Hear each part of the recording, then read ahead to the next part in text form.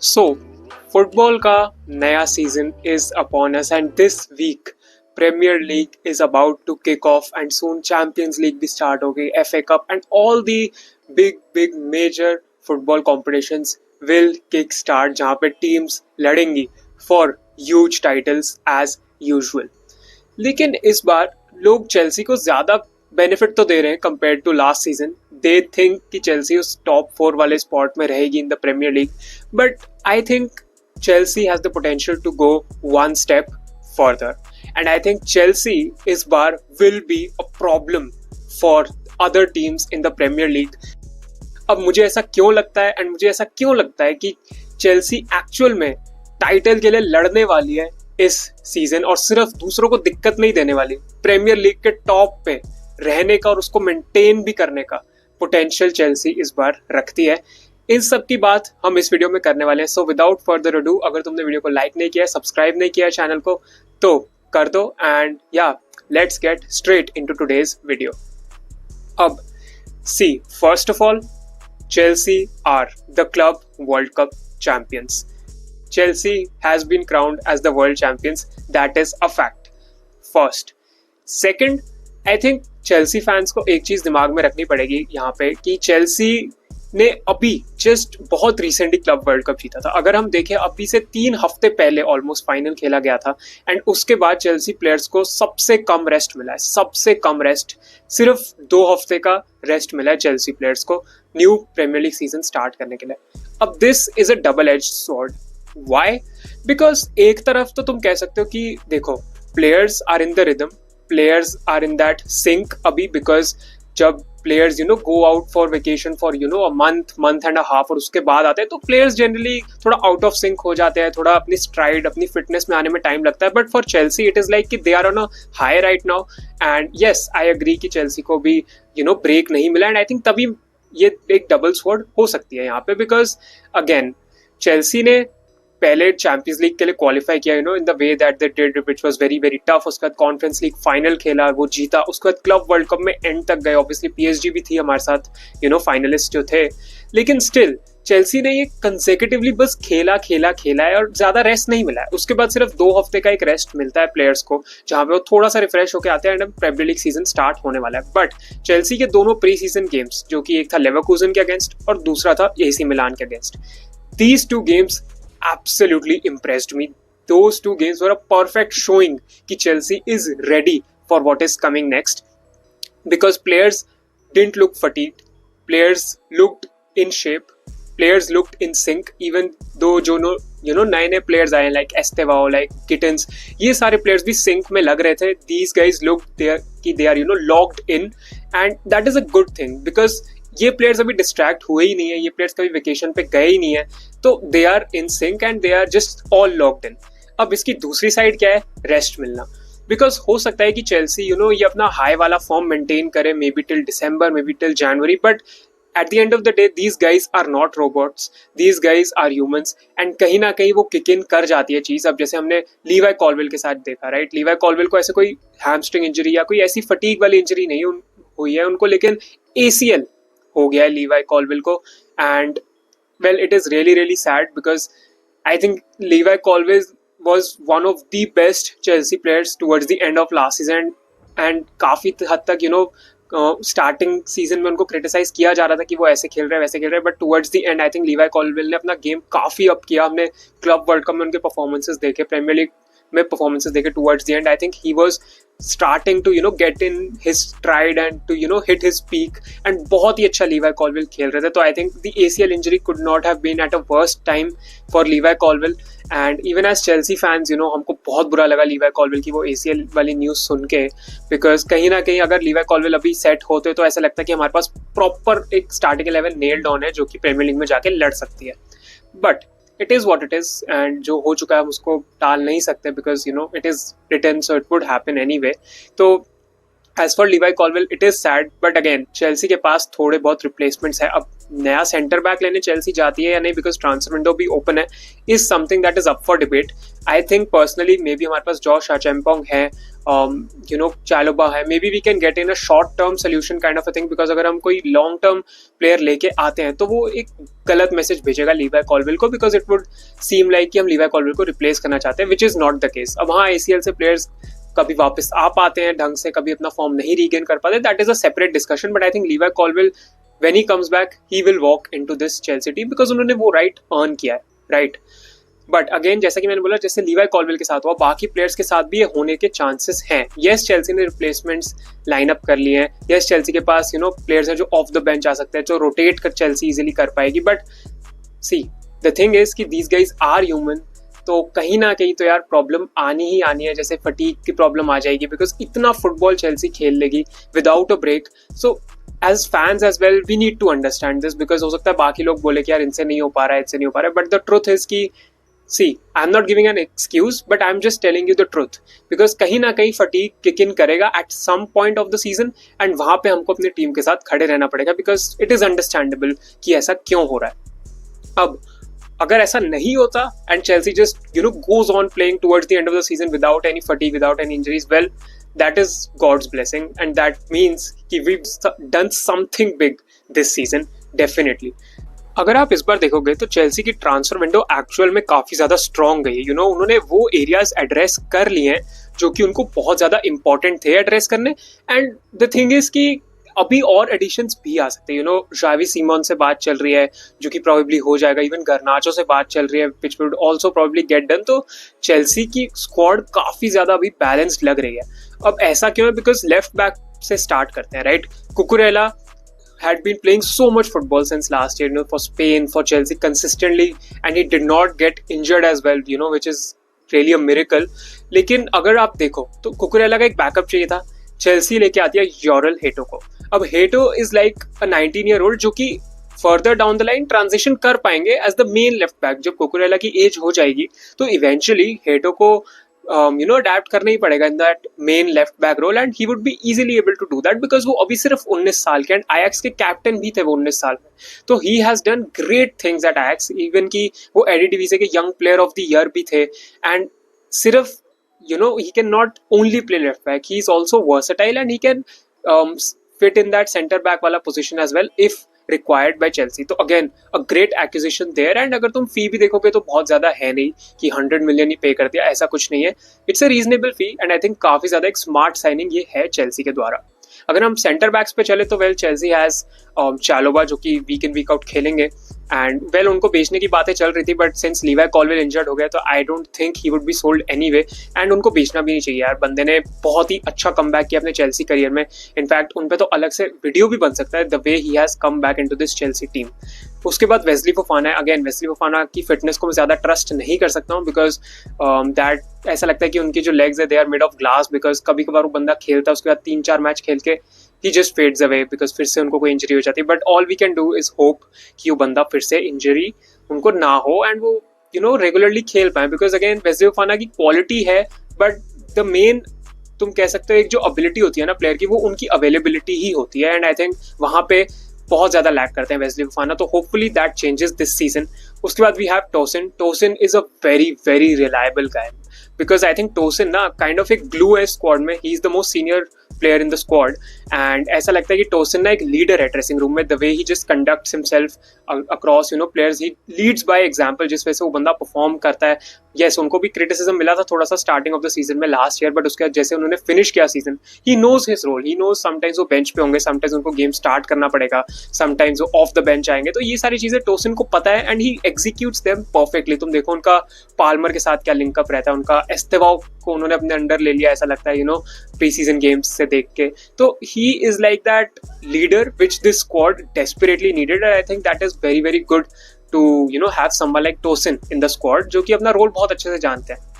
उसके बाद अगर हम चले तो well लीवाई Colwell, again Chelsea has लीवाई Colwell, but he is injured and most probably out for the season as well.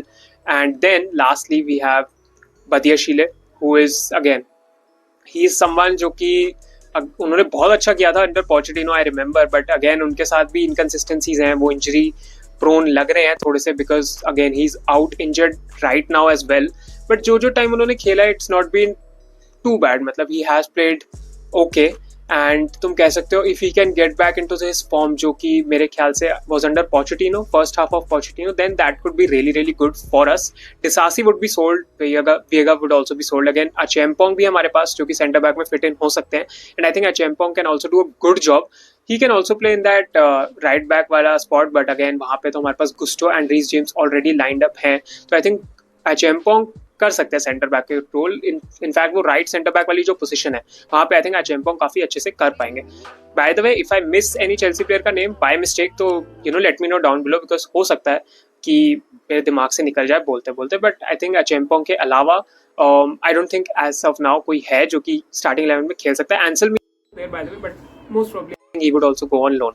अगर हम चले तो Reece James and Gusto, well Gusto के अप एंड डाउन्स रहे last season, but let's be honest Gusto ने club world cup के final में काफी अच्छा परफॉर्मेंस दिया था, एंड इवन सो गुस्टो ने काफी अप किया है अपना गेम थोड़ा सा towards the end of the season. And काफी हद तक जो उनका गेम खराब भी हुआ थोड़ा मरेस्का के सिस्टम पे भी डिपेंड करता है, बिकॉज वो मरेस्का उनको थोड़ा इन्वर्ट कराना चाह रहे थे, but Gusto overlapping full back better है, तो वो थोड़ा प्रॉब्लम है. But I think as a backup to Reece James he is not a bad option whatsoever. Yes, कभी बार डिफेंसिव एरर वो बंदा कर देता है, but I think Reece James if he stays fit हमको इतना गुस्टो पे इतना रिलाई करने की ज़्यादा जरूरत नहीं होगी, because Reece James would be starting most of the games. And I think Reece James if he stays fit he is the best right back in the world, he is the best right back in the premiere league, and I think he has potential to be the best right back in the entire world अगर वो fit रह जाते हैं, because हमने उनकी performances देखी हैं and they have been spectacular. The way this guy plays, the way this guy defends, and जैसे उन्होंने लीडर में इवॉल्व किया है ना अपने आप को. जैसे मरेस्का ने एक बार उनको क्रिटिसाइज किया था last year because of his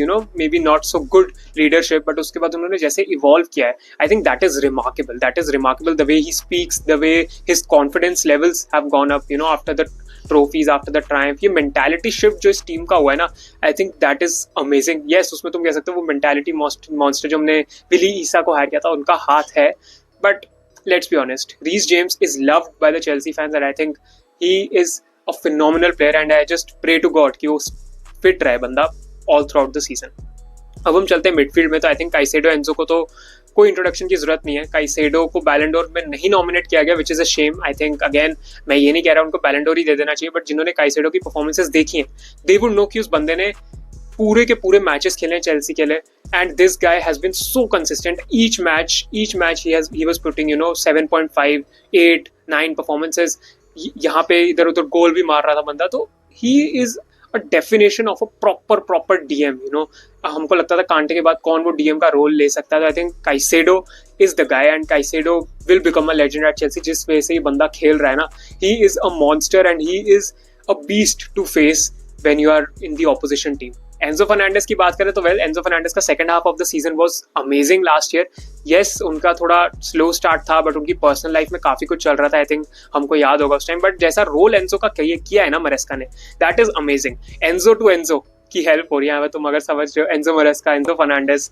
तो जैसे मरेस्का ने प्रोफाइल किया है ना Fernandez, that is amazing, because Fernandez को अब पता है उनको बॉक्स में कब अराइव करना है, कब उनको शॉट मारने है, बिकॉज उन्होंने एक बॉक्स क्रैशर मिडफील्डर बना दिया एंजो फर्नांडिस का, एंड दैट इज अमेजिंग.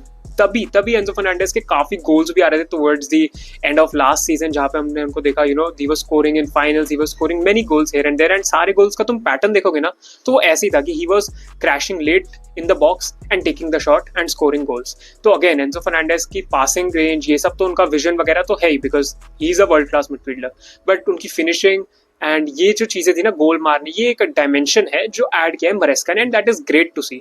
अब एंजो फर्नांडिस एंड काइसेडो इतना खेलते तो उनको रेस्ट की भी जरूरत है, right? And yes, there is Lavia as well, but Lavia again he is someone who is very injury prone.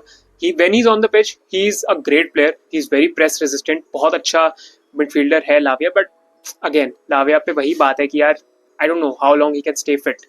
तो उन पे वो प्रॉब्लम है. अगर उनको कोई प्रॉब्लम हो काइसेडो एंजो को, then we have Andre Santos and Essugo is someone जो कि again very very smart acquisition. Again Caicedo के लेवल पे तो I won't say, but again he can really fill in that Caicedo role. अगर Caicedo को rest देना है तो I think he could do a good job there. Andre Santos ने तो अगेन बहुत ही जबरदस्त सीजन किया था स्ट्रासबर्ग के साथ last year as well, and pre season में these two have looked very very good as well. तो अगर हमको कोई गेम्स शट डाउन करने हो, गेम्स बंद करने हो, तो इन दोनों को ऑफ द बेंच लाया जा सकता है. They could be great additions. And अब मिडफील्ड से चलते हैं अटैक पे, जो कि चेल्सी का है one of the most lethal attacks in the premiere league. I think अभी तो जावी सिमोन्स और गर्नाचो इस अटैक में ऐड नहीं हुए हैं, बट अगर वो ऐड हो जाते हैं, I think this would be a formidable attack. Yes, गर्नाचो पे डिबेट्स हैं, बट अगर तुम देखो गर्नाचो सिर्फ कंपटीशन ही देने आ रहे हैं कि अब वो स्टार्टर बने ना बने वो उनकी एबिलिटी पे डिपेंड करता है, but still I think as a backup Garnacho in a right price, ऐसा नहीं कि 60-70 मिलियन में, for a right price Garnacho as a backup is not a bad option in my opinion. अगर हम चले अटैकर्स पे बाकी पे, तो वेल राइट विंग पे we have Pedro Neto and Estevao. Estevao is, we all know, one of the best Brazilian wonder kids to come out since Neymar Jr. himself. And Pedro Neto ने last season काफी अच्छा किया था. In fact club world cup से उन्होंने जो form पकड़ना शुरू किया है ना, दैट इज इनक्रेडिबल. एंड अब पेड्रो नेटो का क्या था, he used to deliver crosses in the box, because उनको कोई चाहिए ऐसा स्ट्राइकर जो कि हेडर स्कोर कर सके, जो कि रिसीव कर सके उन बॉल्स को. But Nicholas Jackson could not do that. लेकिन अब हमारे पास Joao Pedro and Liam Delap, and I think they are very well suited for Pedro Neto का style of play, the way he would cross the ball. तो वहां पे बहुत ज्यादा हेल्प हो सकती है. अगर हम नंबर 10 पे चले तो well Cole Palmer is Cole Palmer, उनके तो कितनी बात कर ले हम कम है. He has that spot nailed down. उनका बैकअप के लिए we have Xavi Simons coming in. अब उनकी डील कब खत्म होती है कब नहीं होती वो तो टाइम ही बताएगा, but if Xavi Simons comes in तो हम पाल्मर को भी कुछ गेम्स में रेस्ट दे सकते हैं, because Xavi Simons is very very very good and उनकी पोटेंशियल भी बहुत ज्यादा हाई है. तो इससे कोल पाल्मर को भी हम ऐसा नहीं होगा कि we are running into the ground with him.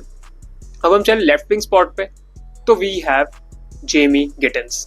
अब Jamie Gittens again he is a very very good upgrade over Noni Madueke. I stand by this because Jamie Gittens ने जैसा प्री सीजन में अभी तक खेला, yes 2 he game हुए, but he has that spark to him. और ऐसा लगता है कि he is not selfish, he is someone जो कि अपनी टीम के लिए लड़ने के लिए तैयार है. And the way he just dribbles past opponents, and बहुत ही फास्ट है, बहुत ही ज्यादा जेमी गिटन्स फास्ट है.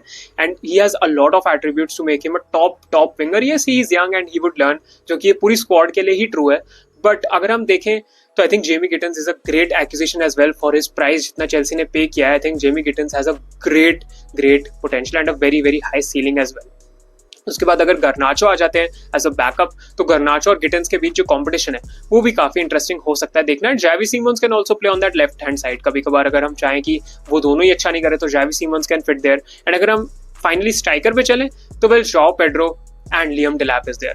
लियम डेलैप, जॉ पेड्रो, दोनों ने अभी तक बहुत ही ज्यादा गोल्स मारे हैं, तुम कह सकते हो मचा दिया है. इनफैक्ट जॉ पेड्रो ने तो धूम मचा दिया चेल्सी कलर्स में, जैसा उन्होंने क्लब वर्ल्ड कप में परफॉर्म किया. उसके बाद प्री सीजन में जैसा बंदे ने खेला, इवन डेलैप ने 2 गोल्स प्री सीजन में भी स्कोर करे. यस, प्री सीजन का ज्यादा मतलब नहीं है, बट अगर तुम देखो डेलैप भी बहुत अच्छा इंपैक्ट दे सकते हैं. अब the thing which really excites me is that काफी गेम्स होंगे जहाँ पे दोनों की जरूरत होगी, बिकॉज कई बार होगा कि लो ब्लॉक टीम्स हमारे अगेंस्ट आ रही है, we need a very very physical striker जो कि धक्के वक्के मार के गोल स्कोर कर सकता है. That is Liam Delap. हम लियम डेलैप को ऑफ द बेंच ला सकते हैं या उनको स्टार्ट करा सकते हैं. अगर हमको एक ऐसा स्ट्राइकर चाहिए जो होल्ड अप करे, जो लिंक अप करे, जो ड्रॉप डीप करे अपनी टीम के लिए, João Pedro is the perfect guy because I think João Pedro is like an upgraded version of Nicholas Jackson. Nicholas Jackson used to do everything good except the finishing. अब striker का main काम क्या होता है? गोल मारना. Nicholas Jackson वही नहीं कर पाते थे. लेकिन however I think यहाँ पे जो João Pedro की एक्विजिशन है ना काफी ज्यादा स्मार्ट है, because João Pedro again he can do everything that Jackson does but better. Plus जो उनका बोनस है वो ये है कि he can put the ball in back of the net. हमने João Pedro को हर टाइप ऑफ गोल स्कोर करते हुए देख लिया है.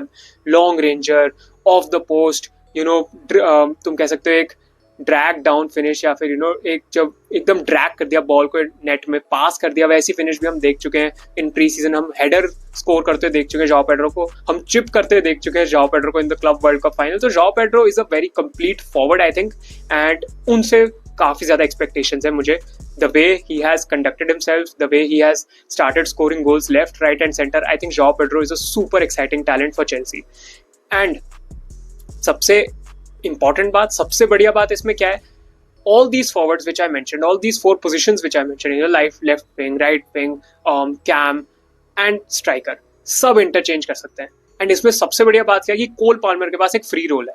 लास्ट सीजन तक, उससे पहले तक Cole Palmer seem to be alone because उनके पास ज्यादा क्वालिटी नहीं होती थी. यस, काइसेडो है, एंजो है, बट ज्यादा लोग नहीं कर पाते थे. अटैक में उनके पास क्वालिटी नहीं थी. मडुएके को पास दिया, मडुएके ने मिस कर दिया. जैक्सन को पास दिया, जैक्सन ने मिस कर दिया. क्वालिटी थी ही नहीं पाल्मर के राउंड. बट अब क्या हुआ है, पाल्मर के चारों तरफ क्वालिटी ही क्वालिटी है, तो उन पे ज्यादा प्रेशर नहीं बनता. So now teams have to look out for Estevao, they have to look out for Pedro Neto, they have to look out for Gittins. तो वो पाल्मर पे सिर्फ डबल टीम ट्रिपल टीम करेंगे तो बाकी सब खुला छोड़ देंगे, तो वो प्रॉब्लम है. एंड यहाँ पे पाल्मर को जो ये फ्री रोल मिला है ना, उसमें Palmer can do Palmer things freely. उन पे कोई ज्यादा मैन मार्किंग करने का ट्राई भी करेगा तो बाकी प्लेयर्स विल बी फ्री. तो यहाँ पे इसीलिए प्रॉब्लम होगी बाकी टीम्स को चेल्सी को फेस करने में. There is absolutely no doubt about it.